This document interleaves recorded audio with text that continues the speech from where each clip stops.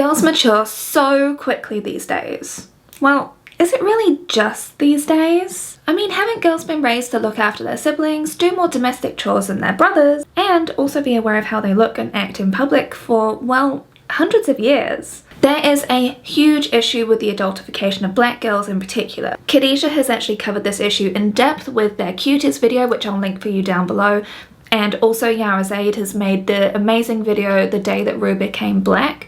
I'll link both of those down below. Obviously, I cannot speak to this from personal experience. You can tell why, which is exactly why I'm directing you elsewhere, but also you were bringing this up very often in the survey as well, with one of your experiences being, yes, for sure, I was a black girl living in Belgium from the age of 10. I would receive the worst treatment. Luckily, not all teachers, but some definitely viewed me as a seductress while I was just living in my body. My French teacher, a woman in her 50s, told the whole class when I wasn't present one day that I would be a censored word. I was 13 and I'd never had any censored word experience. Some of the male teachers would also be so weird to all of us girls they found pleasing to look at, and they wouldn't hide it either. Pretty bad when I think back on it, since we were just young teens. There are also studies showing this as well, about the adultification of black girls, with them being seen as fast or promiscuous, or people just naturally assuming that they're more adult because of the colour of their skin, so they can handle more of a burden, so they get like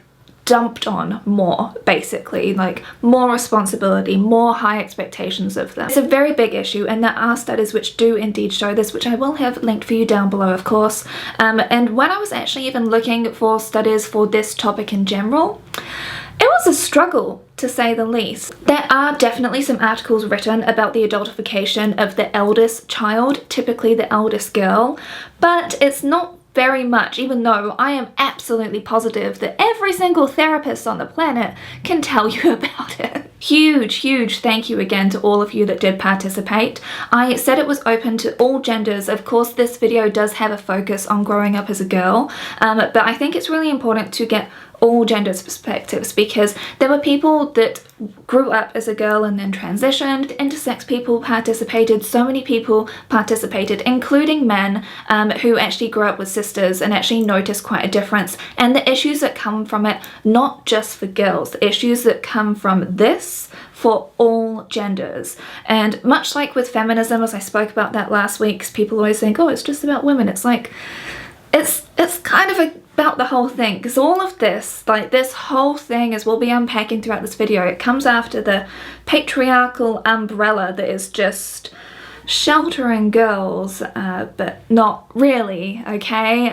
We're gonna be talking about it. Girls feel the need to grow up faster to be able to fit in with what's cool, which coincidentally is always about being older. Up until the age of 21 though, because at that point you have to stay the same age forever. It's kind of like, you got to be grown up. Oh wait, now that certain things are legal, no, you stay that way forever, otherwise you're not desirable anymore.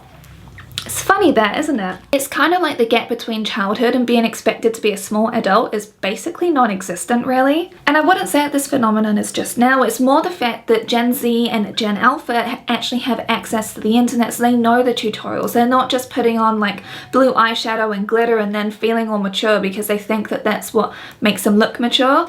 And yes, I understand the irony of the look that I chose to do today. The first rule in applying eye makeup is you can never wear enough blue eyeshadow. Everybody's lived experiences are different, especially when it comes to growing up. When you live in the world, your race, your class, your access to money and education, the stability of your household, the parental figures, all of that play a huge part.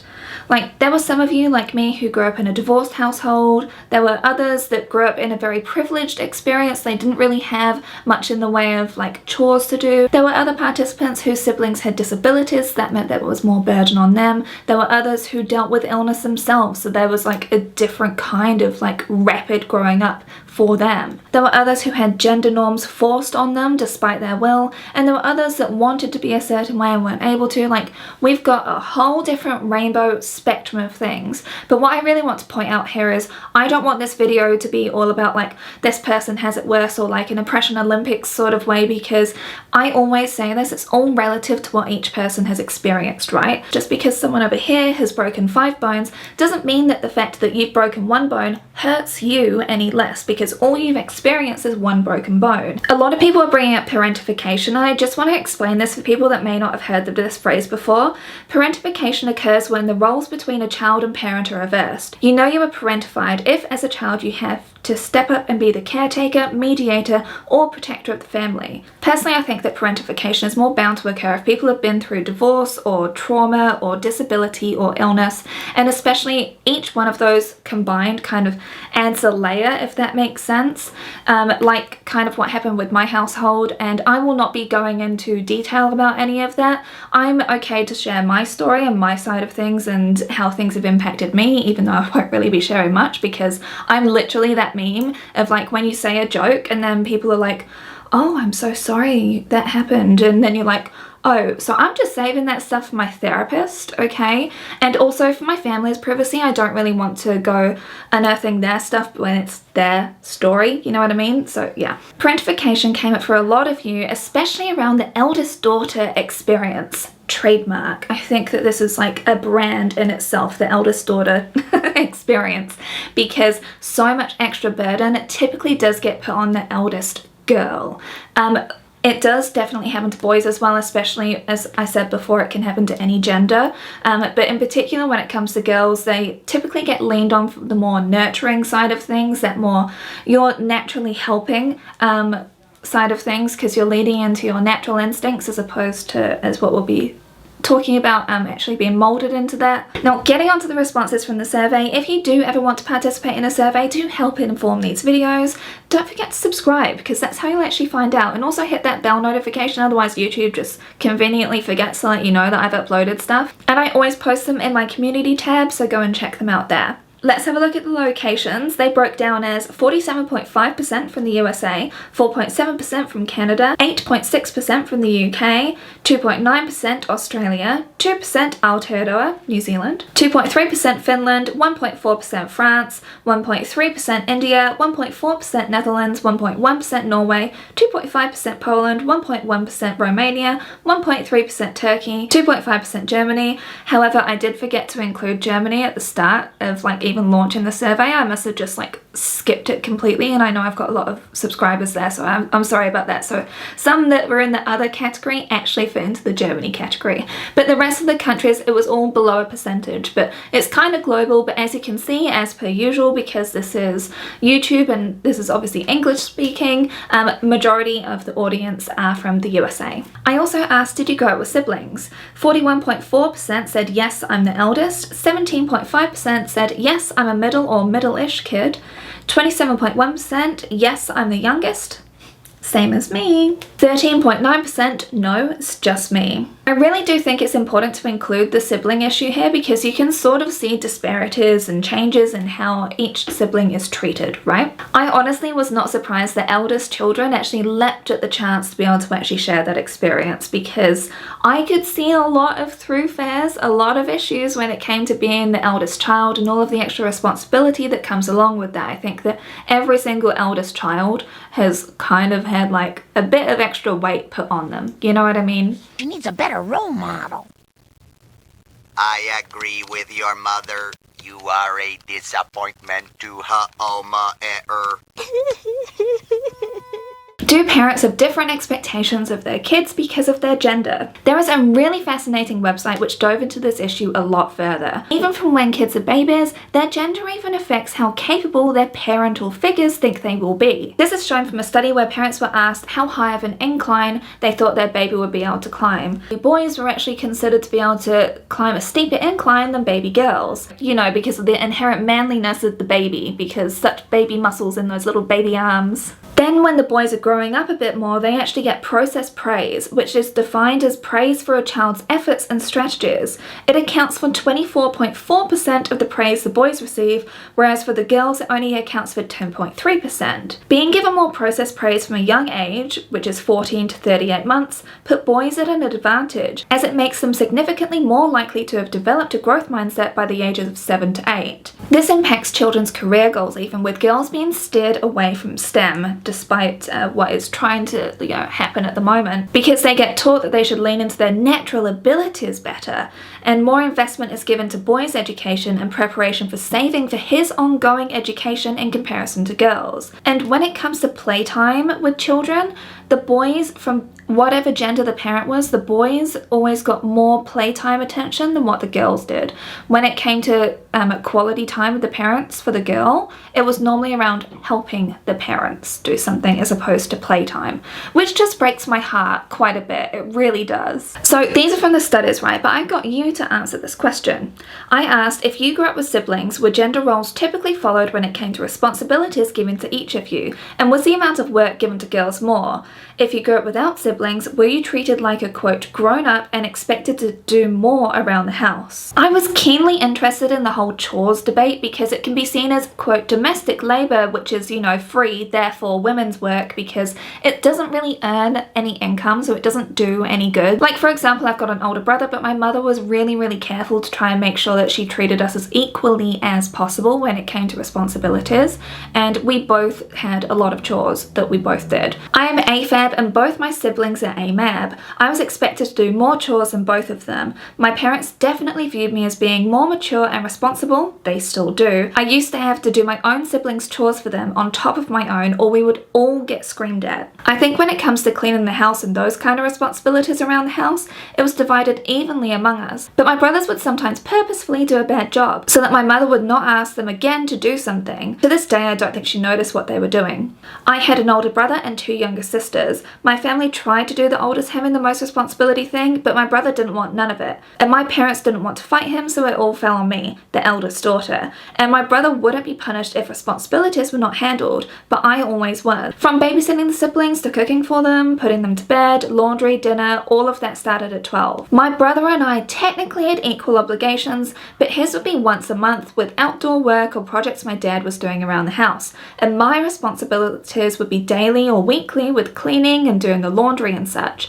Additionally, if my dad or brother did laundry, they would only put away their own clothes and yell at the rest of the house to pick up the slack and take care of themselves. Okay, I call this weaponized incompetence versus guilt. Girls feel more guilt about having to make sure that things are actually running smoothly and properly and taken care of in the home because, again, as has been illustrated by that and by what I'm going to be showing on the screen throughout this to include more of your responses, girls get guilted a lot for not actually doing their chores. Meanwhile, boys just kind of get let off the hook because, they're not mature enough yet, but you should know better because you're a girl and like all girls should know how to do this stuff, duh. It's like pre-programmed in that you know how to clean and cook. Sort of, to me at least, set in place from these expectations as children, because if you're just let off the hook, if you figure out the trick to like not do a job well so then you can get away with not having to worry about it, then that just keeps on putting the burden on the girls around. And since we live in a very heteronormative society and, you know, marriage is like the be-all end-all when it comes to relationships and everything, I know, ironic saying this as I am married and stuff,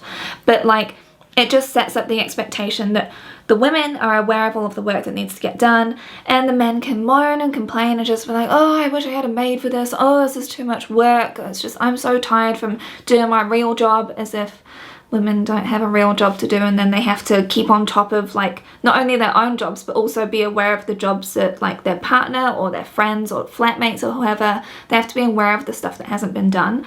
And I don't know about you, but I can't relax until jobs are done, you know what I mean? So you're just constantly aware of it, and then you're like, fine, I guess I'll do it myself. Weaponized incompetence in action. You see what I mean? Like the difference between instilling this guilt from a young age to instilling this sort of like, it's okay, just whatever. But it's your fault because you're meant to be responsible for them because you're the mature one, as we'll be getting to. A few of you also had absolutely terrible fathers that wouldn't be doing anything to help out around the house, or if they would, it would just be like some outdoor work and like maybe fixing the car and stuff, you know, like the manly things. And then actively, I saw this sometimes, actively telling the sons to not help. That made me really angry. And one of you actually said that you spoke with your brother and like you were able to, like, he's a feminist, like your brother, and I was so proud of you for being able to do this. But anytime that the dad's around, the son can't be seen to help. I was also really thrilled to see that there are a number of your parents that have actually tried their hardest to make sure that things are equal. Sometimes they do follow gender roles, but they've really tried to make sure that both kids, all genders basically, were actually doing equal amounts of work, making sure that there was shared responsibility. And I think that that is really important. I think that that is so positive. Do you think we should say something to her? I don't want to have to say the C word out loud. Have you seen this? What is it, honey? Do you see what they called me? Oh, no, that's social media. I don't understand. No, it's a list. Well, Lucy Sticks and Stones. Sticks and Stones. Are you kidding me? Go back and sit down. We're having a pep rally. Pep rally. The school divide. Boys were allowed to goof off or act up, and girls were expected to behave more responsibly. Girls were also expected to be more aware of how our actions, looks and clothing affected our male peers, e.g. a stricter dress code. Gender norm conditioning absolutely happens at schools, and I was actively trying to find things that didn't corroborate this from your responses. Maybe a couple, but it was pretty rare. Unless you were an oblivious kid, which a few of you said that you were. Like, I understand if you're dealing with like a traumatic situation at home, it's just like, woo, I don't see anything that's going on around me. Can relate, I get it. The thing is that different treatment based on gender is absolutely a thing, and from teachers actually like teaching right now, they also said it was too, which is very disheartening. Same as Gen Z people, like I had age ranges from 15 to 60 participate in this survey, and yeah, Gen Z definitely said it's still a thing. This starts even from when kids go to their first school, so say like they're 5, for example. There was an overall sense of infantilizing boys, where the boys will be boys mentality, so they didn't have to apologize, they didn't have to take responsibility. If they did have to apologize, it's just like, whatever. Meanwhile, there was pressure on the girls to be good examples, good young ladies. Like when girls were enjoying the same jokes as boys, they were talked down to, saying that that's not ladylike of them, that they should be better than that they shouldn't participate in that. They're the same age and they're kids. When teachers fall into the same gender binary trap, they're conditioning kids from a young age to repeat the same cycle of infantilized men who grow up to think that women ruin all their fun and games because they've been raised to be a good example, the moral compass of sorts. And so they're ruining all of the men's fun by being too sensitive. We've all heard it, right? So getting back to your experiences, being bullied by boys in elementary and middle school was infuriating. Trying to ask for help from any adult would get me the same response every time. He's just mean to you because he likes you. That's just how boys are. We were definitely expected to be better behaved than the boys. If the girls didn't act like the quote bigger people when the boys were starting things with us, we'd be more severely punished. You should know better. You're better than this. This also gets reflected in sports. Now, I've never been a sporty girl, shocker, but I've had long nails since I watched a nail polish advert when I was 5, and I just stopped biting my nails because I always wanted long nails. Even when I was a tomboy, I had claws, you know? But there were so many of you that loved sports and really wanted to participate, but you were so limited. Like, you were told straight up that you weren't able to do stuff. You were seen as less capable, less worthy of coaching or attention. We did different sports in PE. The girls weren't allowed to play football or rugby. We did hockey and netball. Also, in any combined situation like track or swimming, if a girl was catching up with the boys or faster than them, the PE teacher would always say, "Come on boys, this is embarrassing. The girls are starting to catch up with you." It's like always painting those guys as weak because they could be outrun by a girl. Think about it, right? Because again, this is reflected in how sports teams are actually shown today, right? Like when it comes to getting equal pay for female athletes, that's only a thing in some rare instances. It takes so much work to be able to get that. The only time that female sport gets any kind of media coverage, you know, like collective, like, wow, we're all interested in this, is when there's a scandal or when a trans person is trying to participate in women's sports. Then all of the bigots come out pretending that they care about women's sports and all of that stuff. And it's like, no, you're just being bigots. It infuriates me that so many girls' dreams are just crushed and their abilities are like stopped from being able to be developed further because schools think that they're not going to be able to be taken seriously enough because they don't do it themselves. It's just I feel sorry for the sporty girls out there, and I'm so sorry for you. Especially in a school setting, you are trained to be aware of your bodies and feel shame about them because you're distracting the boys. And that came up so prevalently with the dress code thing, and I'll be getting into that in the next section. The only time I saw a boy get dress coded was in high school when one wore a shirt that said, "I saw your daughter on Pornhub last night." There's nothing quite like the audacity of an edgelord coming into school when you're trying to learn stuff, and then misogyny is just right there. And medical misogyny, as I've already made a whole video about, reared its ugly head yet again. As an autistic ADHD AFAB, I was always treated as troublesome or wrong, whereas the autistic ADHD male counterparts in my class were treated with compassion and understanding. And I know that boys are taught to toughen up, to not have emotions, like that anger is the only okay emotion and boys fight things out and stuff. But there were also a few of you that went to the nurse because you were in serious pain and needed to go home and get your parents to pick you up or something, and the nurses were refusing, saying that you're faking it for attention. So we've got boys being told to hide their feelings and girls being taught that their pain isn't real.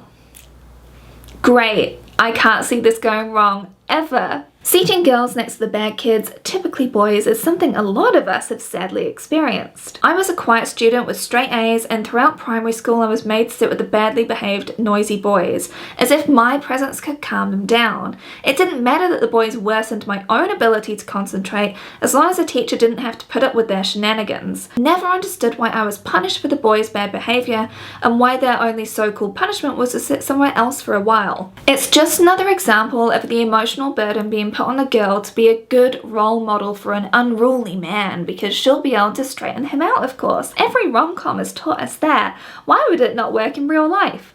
With children. I started to notice a difference very young at 5th or 6th grade. Being black, a lot of boys would make racist remarks. Experiencing racism at a young age made me hyper aware of how other people viewed me. A divide started to grow between the girls and the boys in that grade. I feel they were given more leniency from the teachers and some girls. They were able to have messy handwriting, dress bad, and be mean. I noticed this in group projects. The girls in the group would do majority of the work and the boys would copy off us. Oh yeah, definitely. Boys were always the troublemakers, whereas girls were the more, quote, mature ones that followed the rules. Honestly, looking back, it feels like it was just a self-fulfilling prophecy. Yes, yes, yes. Big time. And this is exactly why I wanted to make this video, because I could see all these puzzle pieces and I just wanted to be able to put them together. But I didn't know, because, again, my situation was so weird, that if this was real.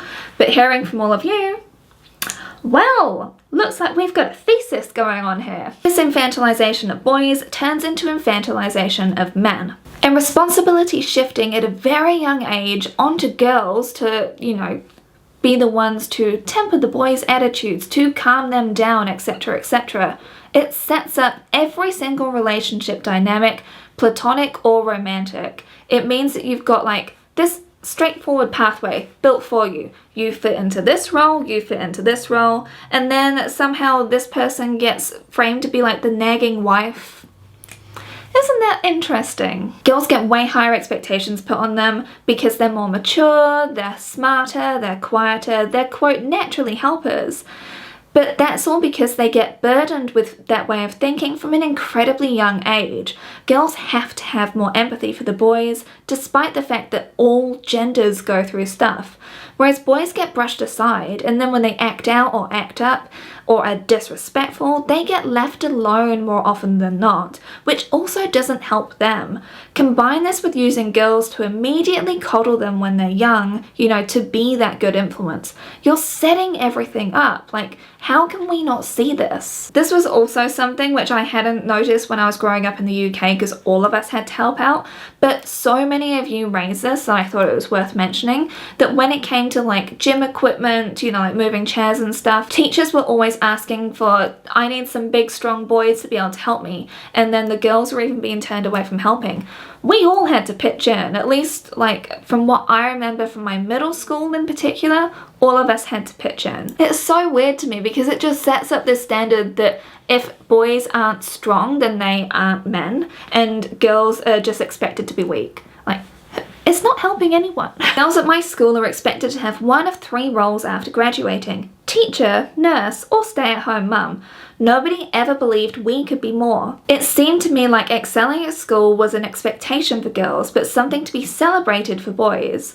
Now, this is such an interesting dichotomy for me here, right? Because girls are expected to excel because, you know, like they mature faster, they're quiet, they're orderly, they look after everything, they're always aware of all their surroundings and stuff and looking after everybody else, not because they've been trained to do that, but just because it comes naturally to them.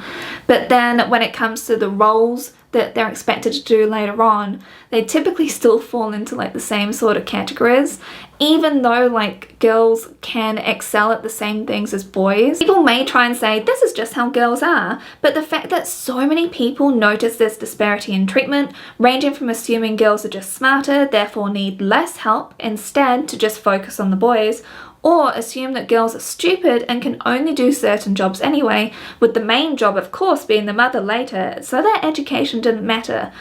Boys got prioritised when it came to the attention given to them, the opportunities too, because it was assumed that they'd be better at certain jobs, unless it was about emotional needs of course, in which case men don't cry. Real men definitely don't cry, so you just have to bottle all that up, because that will never do anything bad to anybody around them, of course, if they don't know how to regulate their emotions like what girls have had to do forever. Meanwhile, girls got steered towards art, or English, or languages, or sewing and cooking, even if girls wanted to do other things, whether it's like sports or woodshop or like IT stuff. I don't know what it's called there.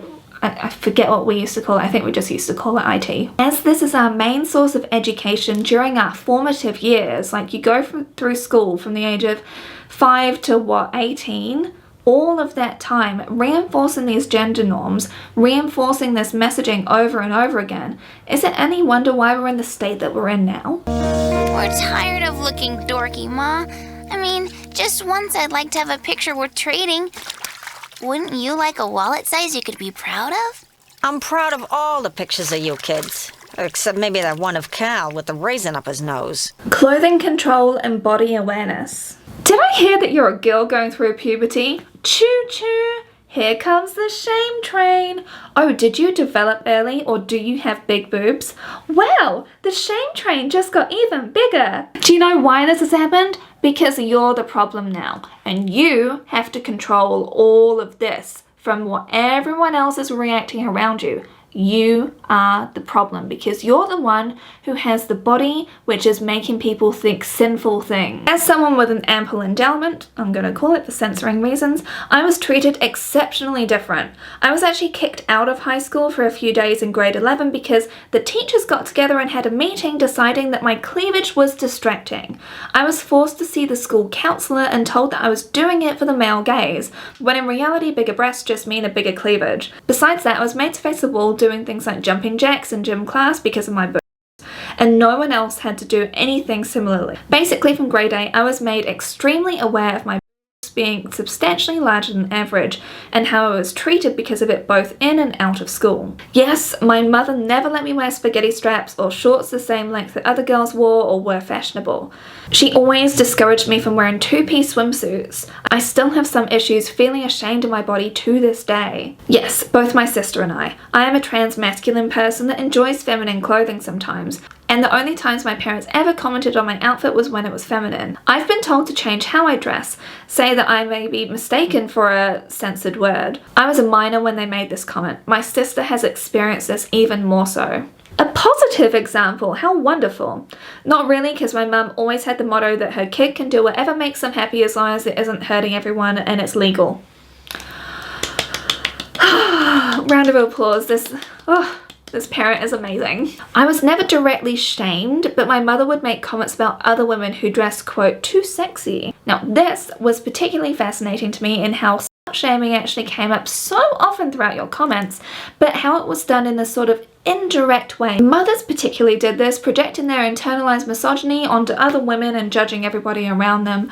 I sort of put this down to like a certain branch of second wave feminism that thought this sort of way. Now, because mothers decided to slut shame other women, strangers, peers of theirs, peers of yours, then it wasn't directly like shaming you, it was just making sure that the messaging was known that that person was tarty, that what they were wearing was sending a message, that they were sexy something and asking for it, and that's gross. This sort of sideways shaming was so prevalent, and I think this came up a lot from people that grew up in the UK, because direct conversation is not a thing that you really do, and that no, we don't have that. We bottle things up and we say things in a snide, passive-aggressive sort of way, so then you make a side comment about someone else when you actually mean it's that person that you're on about. English people do not know how to have a conversation. And two-piece bathing suits came up for you so much as well, like spaghetti straps, bathing suits, shorts, and short skirts, or the length of a skirt, like your fingertips had to go way past your fingertips, and all of this other stuff.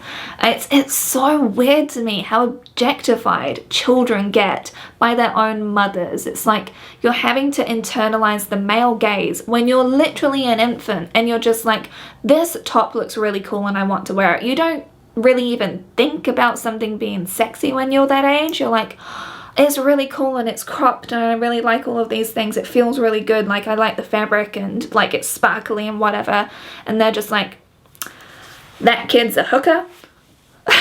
Or what? There was this really interesting pattern with clothing monitoring, with the fact that girls are kind of wanted to dress as what I call like hallmark women, you know, because you're meant to be dressed in feminine clothing that is very polished. Skirts go to just above the knee, so very respectable. Of course, you as a child, especially as a female, you're the one that is projecting your family's image everywhere else. So whatever you do and how you look affects the family's reputation. So there was so much messaging like that. A lot of girls really wanted to be able to dress more like a tomboy and stuff, and then their parents were like, oh, can't you just be more girly? And then if you wanted to dress girly, then it's like, no, that's too girly, that's too slutty. Like, the only okay range is like this. It's like hallmark okay. Bunch of you feel self-conscious now, and I dealt with this a lot when I worked in retail for 5 years. So many parents would come in all the time and just huff and like pluck at their kids and like grab at their kids all the time, grab at the clothing, try and pull the clothing down to make sure the skirts were longer, and like have a problem with, hi sweetheart. This issue also came up when it comes to makeup and like girls wanting to be able to play with makeup, express themselves, all of that stuff. I've actually sternly told someone off when they were actually bringing up this argument whilst Brandon and I were out somewhere a few years ago, because a father of a daughter was saying, no, she's not allowed to play with that stuff because it's slutty. And look who you're talking to here. Why is it that you automatically think that way? The fact that they want to play with colourful makeup or something makes them slutty? Because I think that that's more of a reflection of your opinion of women than it is on your daughter wanting to express creativity, which is literally what it's about. This is why I could never be a politician, because I can't hold my tongue. Kids are just trying to express themselves and they're changing bodies. Like, why not empower them by actually giving them choice and trying to help them feel comfortable in themselves? They already deal with enough judgment from teachers, from parents, let's be honest, from caregivers, and from peers. Like, just let them like have like this little sliver of area of control. If they feel like they even just have control over the way that they present themselves, that is something huge in like this world that is trying to control them. Others had issues like with men catcalling them from a very young age, which made them feel really self-conscious, and it made them want to hide. And also there were parents that really covered and wanted to watch about the modesty levels to make sure that they weren't tempting people. And I'm just like, okay, it does not matter what a victim is wearing. There have been museum displays about this, because the argument always comes up, what were you wearing? And it's almost like people are trying to treat their daughters, like girls, as being like, you have to be prepared to be the perfect victim. You have to be making sure that you look modest all the time, that you look presentable all the time. Because if or when something bad happens, then that means that you weren't asking for it. It doesn't matter what a victim of any age is wearing. Like, if someone wants to dehumanize you, objectify you, and do all of that awful stuff, they're gonna do it regardless of what someone's wearing, okay? We need to make sure that we're not putting the blame on the child that is just trying to exist in the world, and put the blame and the education on the people that are doing the stuff, okay? Yes, it's important to teach kids that there are bad people out there. Absolutely. But don't make them fear their own bodies and feel like they have to police themselves and like they're the ones that are responsible for how other terrible people act. I got a little bit heated there, but I'm really passionate about all of this stuff, okay? But it makes kids act out more, right? Because some of you were also sharing that you snuck different clothes into bags or you borrowed clothes from your friends or something. The kid, especially as they're going through all of these like hormonal changes, everything's going on in their lives, like it just means that they won't feel like they can actually have an honest conversation with the caregiver. It's not gonna do anything helpful. And in fact, it would just lead them into more dangerous situations because they don't know anyone that they can talk to other than their peers. It shouldn't matter if a kid wants to dress like a goth or in boys' clothes or very girly or super outlandish, whatever. Teaching them that they should feel ashamed for liking what they do and expecting, quote, modesty skips all the fun of exploring your identity as a kid, teenager, and young adult. It's basically putting kids into the mold of a conservative adult body and expecting them to choose that from here on out. Like, that's not how it works. There is so much purity culture wrapped up in all of this too. Hence the whole like wanting kids to stay kids for as long as possible, therefore wanting them to wear super modest clothes and everything. It's all creating shame around their bodies and how their bodies are changing and making them afraid of everyone around them, including what their body is causing apparently other people to do. This isn't helpful. Do you ever feel like your parents only see you as an extension of their own ego and have no regard for your personal happiness as an autonomous human being? Yes, and they just don't know how to support you in the ways that you need, and that makes you feel alienated, and then you feel guilty for feeling alienated, and then you resent them for making you feel guilty for feeling alienated. But the truth is they just don't have the capacity to understand or care. You're so mature for your age. Well, I mean, girls do mature faster after all. We've got to the trickiest topic. There are so many articles trying to use pop psychology to just say that girls that grow up without fathers turn out to be promiscuous sluts. Wow, okay, what about the impact on boys, huh? Does an absent father not ever have an impact on boys, or are we just falling into the same Freudian trap again? Again, Shakespeare, I thought you defeated him. Oh well, guess not. From this article from The Guardian, Dr. Scott Jupp reminds us there's a tendency to confuse puberty and adolescence. Adolescence follows puberty, they're not concurrent. Puberty is the physical change, adolescence is a psychosocial transition from childhood to adulthood. Nature tolerates a huge grey area, which could span a decade when you have sexual traits but aren't ready for sex, or when you're ready for sex but aren't ready to procreate. The argument keeps on being said that girls are reaching puberty faster than boys. However, all genders are actually reaching puberty faster. It's just the fact that it's a bit more visible when it comes to girls, and girls' bodies have apparently been deemed to be sinfully tempting. Gross, by the way, what the hell. Girls have been objectified way before puberty even. It's just the fact that puberty makes it a bit more obvious, right? They're made to control their bodies, and the male gaze has dominated media from advertising to movies to TV shows for such a long time. It's almost considered, quote, natural to see a girl's changing body as being, quote, temptation.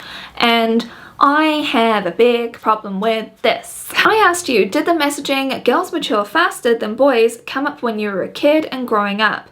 If so, how did that impact you or how you were treated? Quotes. Yes, gosh, I hated it. We were expected to be the example for boys our age, and it would happen often that boys would go without punishment as they aren't as mature as girls, so it's not their fault. People had a completely different reaction, saying, I think so, but not enough to where it made an impact on me. All the time, thinking back on how much I craved and loved hearing that from the adults in my life. You're so mature for your age. Don't worry, the boys will catch up to you one day. It really was one of the only sources of validation I received as a kid or teenager. Because of that, I took on way more responsibility than I should have, and it made me more susceptible to inappropriate relationships with older men, because it gave me the idea that I am as mature as they are. I was, quote, different. And so what was happening to me must be different and not abuse. I was supposed to be thinking forward to marriage and kids from the age of 10, whilst the boys got to have fun and not stress until their mid-20s. I was parentified and taken advantage of my emotional intelligence to soothe adults. Because girls understand things faster and were essentially seen as service animals, people don't mind so much.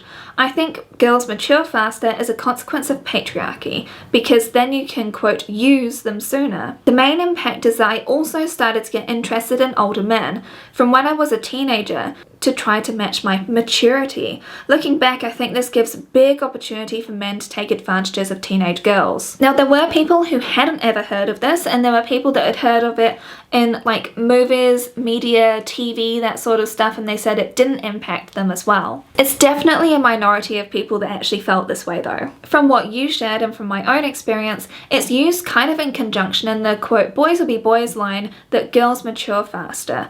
Even when it's said in a joking way, it's still reinforcing that you as a girl have to be the mature one to set the example of what the boys are expected to be like in a few years, even though you're at the same age.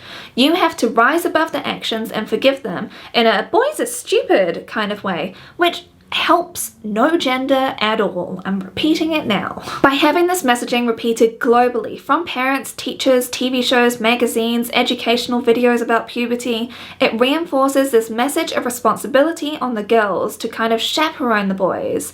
The fun for you isn't there like it is for them. You're expected to act with decorum. You're expected to be the responsible ones that are looking out for them, making sure that nobody gets hurt, making sure that all the rules are being followed. And you also have to be incredibly aware of your body, as your body is the problem, as your body is the temptation. And your body is distracting the boys, and they can't help it because they're not mature enough to be able to handle it.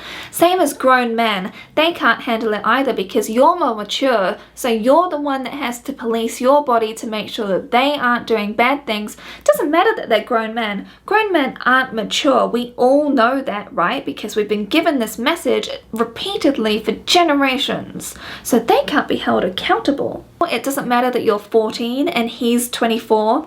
It doesn't matter. You are clearly asking for it. But this is also why you should date older men, because you're more mature than the boys your age, so you need to date older people than you. It's very mixed messaging, right? This is also really internalized by teenagers and kids as well, because even remember this from Cher. Greasy hair, ew, and covered up with a backwards cap, and like, we're expected to swoon? I don't think so. As if. Cher's got attitude about high school boys. It's a personal choice every woman has got to make for herself. She didn't want to date high school boys, she only wanted to date college boys because they're more mature, like what she is, of course. And this is something which I definitely grew up around, like you wanted to date older than you because boys your age were just too immature, blah blah blah blah. And it definitely does, in my opinion, set people up for like these really negative experiences. And like I was talking about in my fixation of 18 video, which I did get demonetized for, I did get shadow banned for, and I've dealt with a whole bunch of issues from that video, despite the fact it got hundreds of thousands of views and it clearly connected with a lot of people. Girls are framed as being more mature, they internalize this messaging, and then they go pursuing older people because of this sort of messaging, because they think that they can handle it when they definitely don't. It's just because this has been told to them, and it's also a great excuse for older men to use against younger girls. It all primes victims, you know, like, you're so mature for your age. Oh, you're such an old soul. You sure don't act like a kid. All of these messages really help to lure kids in, especially girls that have been validated by this sort of messaging. We've been told for so many years how much of a shining beacon we are for being more mature. So is it any wonder why some people are vulnerable to this message that's been framed as a way to empower girls, even though it only shifts responsibility onto them and harms boys? Now, studies do show that puberty is happening younger for boys and girls. Like, yes, they are still using the binary, but it doesn't apparently matter that like boys are going through these changes at the same young age as girls, like 6 years old, 8 years old. That's happening already, okay? But seemingly that's not a problem when it comes to the boys. The only issue is with the girls. So it's not just girls that mature faster, it's the expectations that are put on them that make it seem this way. Framing it as girls mature faster than boys, to expect them to be mini parents in a way, it robs them of a childhood entirely, in my opinion, because they have to self-objectify, they take responsibility for other people's actions, and they learn to just shut up and take it. It sets girls up to always have to parent their spouse in a hetero relationship anyway. Can't we just see that we're building a self-fulfilling prophecy with this? Yet at the very same time that all of this is happening, women who are in positions of power get called too emotional for being able to actually make mature decisions, despite the fact that ever since infancy, they've been given this level of responsibility over everyone around them, especially boys. Like, there's such a double standard here. If we're all taught that the mature thing is to not speak up, not fight back, not say anything, not try to change anything, if we're taught that that's being mature, then this status quo is obviously going to stay in place, and I sort of feel like that's why this patriarchal messaging comes through time and again. I've said it before and I'll say it again, this messaging infantilizes men. It makes them not know what's acceptable, and if they've been seen as being like a jokester, a prankster, someone that says, oh, they're saying something bad, but haha, it's so funny, but it's like, they don't really know where the line is if they've been brought up this way. If they've been brought up as like, oh, women are just killjoys and they're the ones that are actually causing all the problems here. It's kind of no wonder why we've got like this red pill sort of thing going on at the moment, you know? Especially as well, if boys are taught that girls are more mature than them, even though they're the same age, is it any wonder why boys aim younger when it comes to dating? Like say if they're teenagers or whatever. Nice socks. That girl Tracy from chem class. Who let her out of the cabbage patch?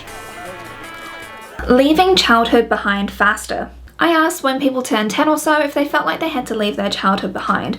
I was thinking about making this 13, but I was like, based on my own experience and based on what I think other people are gonna say, that's why I picked 10. And sadly, yeah, 10 and even younger than that, people felt like they didn't have a childhood. From your responses, there were a number of your parents that wanted you to stay children. However, I do find this quite contradictory because they still want you to be a mature, good little girl. How can you be a child when you've got so many responsibilities, from helping to raise younger siblings to really big chores? I'm not about like tidying your room and doing some washing up, but like cleaning the whole house and being an emotional regulator for your parents. How are you meant to still be a kid in your body if you feel like you have to self-monitor and do all of this other stuff to make sure that you're not potentially putting yourself at risk and also looking after everyone else? How is that really letting them be a kid? To me, like, all of this really ties in with girls mature faster because they feel like they need to, because you know how you're told like, oh, you're so mature for your age, oh, how great a thing it is to be a teenager when you're a kid. Like, I remember I couldn't wait to become a teenager when I was a kid, and I couldn't wait to become an adult. Like, and when, for example, like girls are just like thinking like that, of course they're going to be dressing older, acting older, doing all this other stuff that is older. It's like the dolls get replaced with you become the doll and you do this stuff to appease the male gaze. When you're a kid in school, you don't want to do babyish things anymore. Like, I remember being called out for still enjoying like Disney and cartoons and that sort of stuff. It's just the stuff that I enjoyed, and so you're like, oh, okay, I need to grow up then. Like, all the cool girls do way more mature things. They get streaks put in their hair, they have their ears pierced, there's all this other stuff that they're doing, so you want to keep up with that, and being like appearing older was what made you look cooler. You know, that was the reflection in my school, a reflection in pretty much every school that you were explaining. Like, there's so much peer pressure to grow up, even if it doesn't come from parents in like the presentation way. It definitely does from the emotional side of it, from the maturity, from the composure side of it, you know. I still remember, like, if you were still wearing a training bra when you were 13, shameful. And I think a lot about the move is directed at tweens, which Mina Lay has actually talked about. With this whole makeover thing, like this whole glow up thing, I think that messaging really does like hit home a lot to girls as you're growing up. All about shedding the childhood stuff. It's all about becoming a woman, like holding yourself differently, and everybody reacts like wonderfully to you as soon as you get rid of your childhood. And one thing which really stuck out to me was how your period was your first sign of womanhood. It was such a big deal to get your first period. Little do we know how awful they really are. I saw a lot of caregivers have this sort of messaging. Oh, you're a woman now? Here is your burden of responsibility, and it's only going to grow from here. You're now responsible for everything. Welcome to womanhood. You know, the people that say, well, biologically, they're a woman now, so they're clearly ready for it. Remember what that doctor was saying before? That there could be like this whole decade of time where whilst an animal, including humans, because we are animals, can be ready, like can physically do something, doesn't mean that they should be doing something. Okay? You know how even like kittens get pregnant? Doesn't mean that they should get pregnant. Yes, I was taught to act like a lady since I was 8, sit with your legs closed, don't shout, don't get your clothes dirty or mess up your hair. Still now at 18, I find myself hyper focused on whether I'm appearing ladylike enough. And yes, I never understood how the idea of being a tween was even a thing. Neither me or any of my AFAB peers experienced that. I felt like I had to be an adult before I even turned 10. My family have a tradition that after your 10th birthday, you don't get any birthday parties anymore because they were for kids. I started doing more chores and was being told that I'm becoming a beautiful young woman. You are owed so many birthday parties. Oh my god, like, oh, you need a hug. I feel so bad. This wasn't just one person that said this as well. This happened to other people that after the age of 10, it's like, done. Or maybe at the age of like 12, 13, done. No more birthday parties for you. You're a grown-up now. Got a Gen Z person responding here. I think growing up Gen Z, the pressure to grow up faster is amplified. Because of social media, girls are becoming more aware of what you're supposed to act and look like. I feel like I didn't really get a tween stage, I just slipped into teen, which in my mind meant semi-adult. I also felt a lot of social pressure to glow up like my friends had. They had boyfriends, trendy clothes, so I felt like I needed to catch up with them. I remember finding out who Danielle Con was from Musical.ly. She was 14, around my age at the time, and wore short shorts and crop tops and knew how to do her makeup. At the time I was jealous of how people saw her.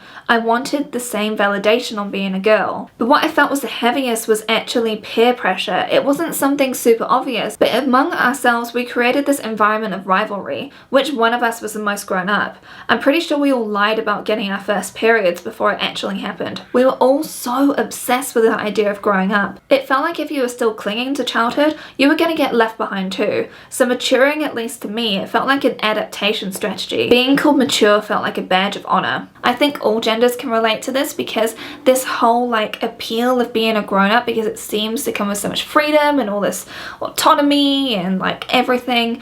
Meanwhile, it's like it's just a facade, but it makes you feel more powerful, right? And it felt more powerful to grow up faster than others.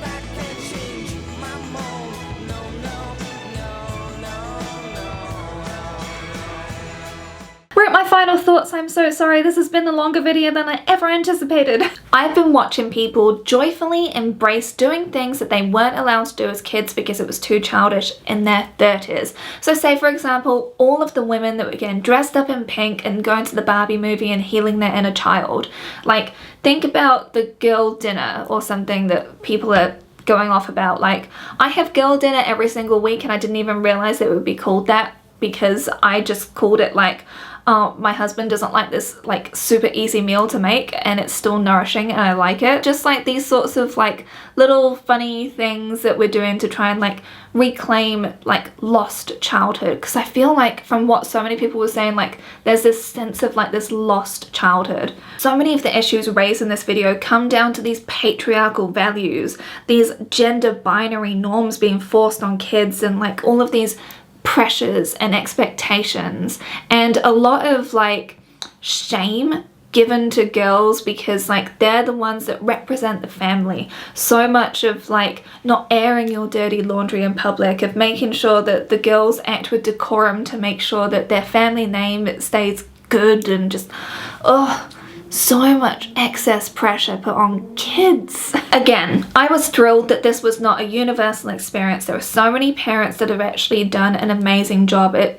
honestly trying their hardest to make sure equality was actually reached in the home. And I love it. Like letting you express yourself freely, letting you grow up at the pace that you want to grow up, letting you learn responsibility but not make it like crush you with a burden of like, if you don't do this, like we as a family will not be able to cope. Like none of that sort of stuff. I think that that is so amazing, and I'm so glad that there are parents that are doing that. There were some of you that responded who are parents to children, and you are really conscious of when you gave your children like chores to make sure that equality was actually met. So say like the eldest one was like doing vacuuming at what age, and then the youngest one will, when they reach that same age, they'll be doing that stuff. And I love to see that sort of stuff. I love to see like this active unlearning, and I think that is honestly where we're going to see so much positivity come into play. But it also takes all of the other people. We can't just rely on parents at the same time as, like, not everybody wanted to become a parent, and I think it's really important to not put all of this blame on them, because generationally, right? So say for example, boomers, Gen X, having children was an expectation that was not to be broken, right? Like, if you didn't have kids and there was something severely wrong with you and you were sick and wrong, especially as a woman. So I feel like there's a lot of people that became parents that didn't really want to and hadn't healed themselves. And if you aren't healed yourself, if you don't really understand the gravity of having children, if you don't really want to raise kids, if you don't really have those instincts and that want, and also have the supportive network around you and everything, if you don't have that, despite best efforts, there may be trauma that you pass on to kids. There may be really bad messages that you pass on to the kids. And so that's why I think it's really important that there's like this collective unlearning, but also not like this huge blame put onto parents that were, honestly, I reckon, trying their absolute best. So like, that's why I'm saying, like, it's really important to still have this compassion and understanding and not just like this blame, you know, because I think if we're going to be blaming anything, it's the structures around that keep this in place. But the fact that we've internalized it doesn't mean that we can't unlearn it. I feel like everyone is empowered to unlearn stuff. All of us can. Like I said, I've been very open about the fact that I've unlearned so many things, and it's really, really good. But by listening to everyone else's experiences, by making sure that we're actually open to things, open to change, that's how we're going to get the best things. Not forcing kids down strict gender binaries, that's only going to do good, in my opinion, because so many boys, I feel like, just get forgotten about by the boys be boys messaging, and like, oh, boys are easy to raise. That messaging to me is really screwed up, right? Because that basically just means that you're neglecting them. It just means that you're not giving them the emotional support that they actually need. You're like, oh, girls are so hard to raise, and all this other stuff is just, oh, such a hassle. Isn't part of the reason actually why they're so hard to raise because so much more responsibility is put on them, and they're maybe pushing back against that, and you expect more of them, as opposed to boys who potentially get neglected, but you know, they're easy because of it, right? That's my opinion anyway. I'm not a parent. I will never be a parent. Out of everything, I would just love if every single person that actually has to teach children, whether it's a teacher, a mentor, after school counselor, like whatever, you know, caregiver, parent, foster parent, everything, if they could all work on unlearning this stuff and work on challenging these things. Like, some of you are teachers and you were saying that you're actively doing this stuff, and I'd love to see it. Like, I think that is where we're going to get a whole bunch of positivity. Obviously changing media would be amazing, but I don't really know media that's aimed at kids, honestly, unless it's like a big flashy Disney movie or like Studio Ghibli or something. Like, I don't know what else. But like, because so many kids are online now, it comes down to content creation, and still what's being made is still fitting into these sorts of like girls mature faster sort of mentalities. And honestly, if we could do one thing, it would be to just abolish that. Just get rid of it. Girls mature faster. Go away. Boys will be boys. Girls mature faster. Go. We don't need either of them, right? I feel like this could have been a very, very long therapy session for people. So if you made it all the way to the end, I know this has been an incredibly long video, please leave the hug emoji with your comment, because I feel like everybody will need that. Maybe just a cup of tea, because we've been spilling a lot of it throughout this video. Sparkly heart, whatever, any of these emojis, whatever you want to do. I just feel like this will hopefully have helped people realize that you're not so alone, and hopefully this has helped in some weird way, shape or form, because we're actually having this conversation. I feel like people have been sort of thinking it, but maybe not saying it and putting everything together. So thank you so much for watching. I'm gonna make sure that the next video I do is much shorter. Okay, this will be a lot for me to handle as well. Take care of yourselves. Bye.